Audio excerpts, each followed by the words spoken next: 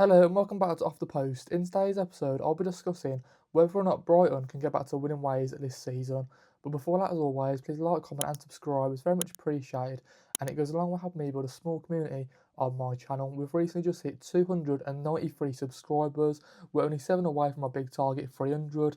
Let's go and smash it. I feel like I could keep on saying this, but we're going to get there one day, honestly. I want to say a massive thank you for the recent support on our most recent episodes, all the likes and comments on social media as well. Definitely to go and notice. And yeah, let's get straight into the episode, shall we?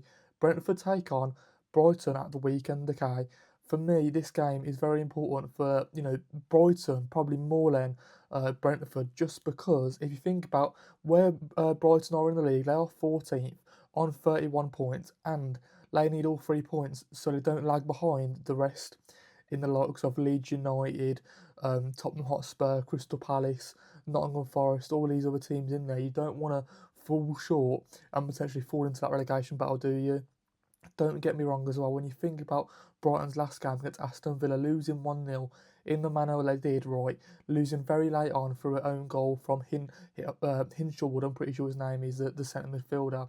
It was very, very unfortunate because you could have took at least 1 point from that game, and you probably did deserve to take a point as well because, you know, you played some half decent football in that game, didn't you? But again, you just couldn't find the results, and that's been the majority of the case for the majority of the season for Brighton, haven't they? Yes, they've got a few wins on the board. Yes, they've got a few losses as well, but they keep on drawing games, don't they?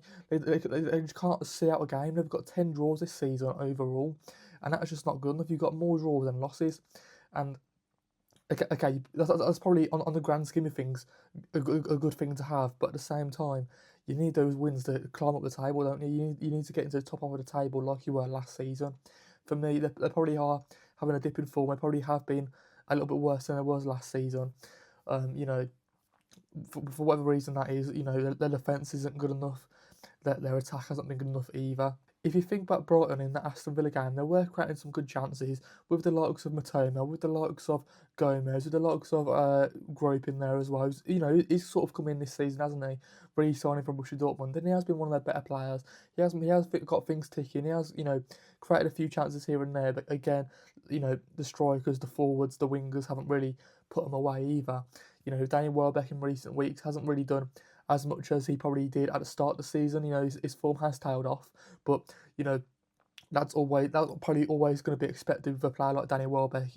He's not a consistent performer throughout the whole 38 game season, is he? He does have those purple patches, doesn't he? Danny Welbeck, and even with the likes of those young hungry Greek strikers in there as well. They probably just haven't proven their worth as yet either. Don't get me wrong. Again, they've scored a few goals here and there, but does it actually mean anything? Does it actually get them back into a game? Does it actually score 'em a few winners in there? Does it, or is it just like consolation goals? You know what I'm trying to say? I'm not too sure. Maybe let me know in the comments down below, Brighton fans. But when we look at their overall squad, they do have some decent players in there. They're just performing. I feel like they're just underperforming this season at the moment.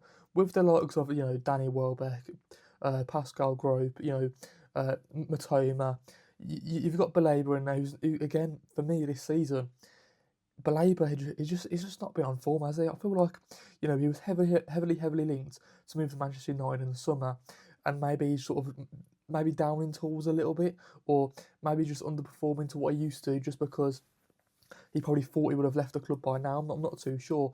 Maybe that's just me as well. Maybe let in the comments down below what has gone wrong for Baleba this season. He was so fantastic last season, so progressive with the ball. You know, his running numbers, his tackling numbers, his overall game was absolutely fantastic, wasn't it? To a point of view where he was getting linked to those big clubs in Manchester United, and now at the moment this season, he's sort of just gone a little bit missing. Nobody's really spoke about him for whatever reason. Maybe he just hasn't performed the way we all know he can. I don't know. And then even at defence as well. Don't get me wrong. That defence is good. Like Lewis Dunk, he's a consistent performer. Van Heck, I do like Van Heck again. I feel like he'd be one to watch out for in the summer for like I reckon he might go to like a Liverpool or someone like that maybe. We'll have to wait and see what happens with Konate and whatnot if he actually signs a new contract for Liverpool, for example. But again, Matoma's been decent again at the same time. He's been off and on, isn't he, Matoma? He's one of those, inconsistent wingers once again for Brighton. So hopefully he can step it up for the second half of the season. You've got James Milner on there, obviously starting on the bench. Okay, he's made the most overall appearances, equalled with Gareth Barry. Both have 653 appearances. Okay, what an absolute amazing record to have. And I don't care about how there's this whole stat where like Gareth Barry's played loads more minutes compared to James Milner. That doesn't matter whatsoever because they've both played the same amount of games. So who actually cares if Gareth Barry's played more minutes? But yeah, that's my little rant over. Okay, because both players were absolutely amazing in their heyday, in their prime, weren't they? And honestly, you know, both Aston Villa legends as well, might add. So I absolutely love both of these players. I do not care. And for him to still be doing this at the age of like what, 38, 39 or something like that, is quite old, isn't he? He started his senior career in 2002, by the way, James Milner. So absolutely incredible achievement for him. But let's go back to him this season. For me, again, James Milner, he's not really one of those sort of progressive midfielders that are gonna score you the goals, getting the assists either, is he? He doesn't really make an impact in the game, does he, James Milner? He just keeps things ticking around the midfield, around the defence as well. So, you know what I mean? It's a bit of a difficult one. If we just quickly move the conversation over now to Brentford, they've looked so impressive this season, haven't they? They're 7th in the league, potentially going for those Europa Conference League positions, Europa League positions as well. So we have to wait and see. Watch out for Keith Andrews' side to see what they can do because their main strikers in Igor Thiago and Dango Okatore. Okay, those two have been absolutely impressive this season. It's so amazing. They've got two strikers coming off the bench. Also playing on the left wing sometimes as well. Atari, isn't he? Probably is more of a left winger than a striker, but he can sort of fill in both positions. And then the midfield, Damsgaard, Fabinho, Carvalho when he fills in sometimes. Kevin Schade, all these types of players have been so impressive, haven't they? For Brentford this season. And even like their defence, their right back, the Italian right back Coyote, absolutely amazing. Their two centre backs have been fantastic. Rico Henry, the left back, fantastic. The goalkeeper and Kelleher, absolutely amazing. Again, this Brentford side have a lot of quality in it.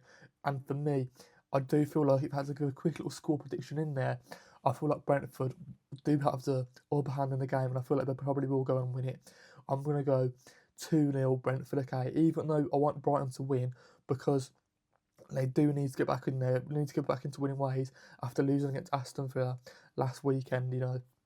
I don't feel like Brighton will fall into that relegation zone. I feel like they will be okay. I feel like they will be able to pick up enough points. I just think it's just that consistency, trying to keep that reliable, consistent performance week in, week out. I just don't think it's been there this season, unfortunately, for them. So hopefully they can get back to winning ways. But again, I feel like, Brentford being at home, I think the Bees will have a lot of, backing behind them, and I reckon they're just going to be buzzing in this game to get the victory over the line, and I reckon it's going to be a 2-0 victory for Brentford. I reckon, Igor Thiago will probably score another goal. I reckon Damsgaard will score. I don't think Kevin Schade is going to play. He's got a red card, hasn't he? I'm pretty sure still. But yeah, so yeah, we'll have to wait and see. But yeah, let's end the video with some questions, okay? How would you feel about Brighton going into this game? Can they get back to winning ways against Brentford? Or will Brentford have the upper edge? Or will Brentford have the upper hand on them this season, being in 7th place and whatnot? Where is the highest position both of these teams can finish in the league? Can Brentford get Europa Conference League, Europa League? Can Brighton finish in the top 10? Or will they be in a relegation battle? What's gone wrong for Brighton this season? Can they potentially get back to those winning ways? Can they find those consistent performances like they did at the start of the season? And yeah, before that, as always, please like, comment and subscribe. It's very much appreciated. Goes a long way helping me build a small community on my channel. We've recently just hit 293 subscribers. We're only 7 away from 300. Let's go and smash it, shall we? Absolutely over the moon. I'll be buzzing like a bee if we do. And yeah, I just want to say a massive thank you for the recent support on our most recent episodes, all the likes and the comments on social media as well. Definitely going to notice. I really do appreciate all the support.